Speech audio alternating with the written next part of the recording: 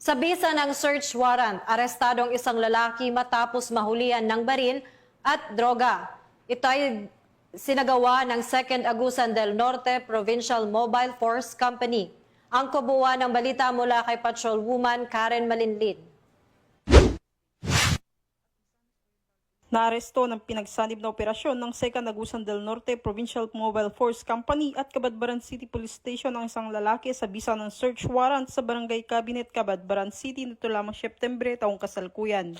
Kinilala ang sospek bilang si alias Ronald, 43 taong gulang at residente ng naturang lugar. Sa operasyon, nasamsam mula sa kanya ang isang caliber 45 pistol na may defaced serial number, 4 na bala, isang magasin at hininalang shabu. Kasalukuyang nasa kustodiya ng Cabadbaran City Police Station ang sospek na maharap sa kasong paglabag sa Republic Act 10591 o Comprehensive Firearms and Ammunition Regulation Act at Republic Act 9165 o Comprehensive Dangerous Drug Act of 2002. Ayon kay Police Colonel April Mark Siyang, Provincial Director ng Agusan del Norte PPO, patuloy ang kanilang pagsusumikap na magpatupad ng batas at tiyakin ang kaligtasan ng bawat mamamayan sa Agusan del Norte.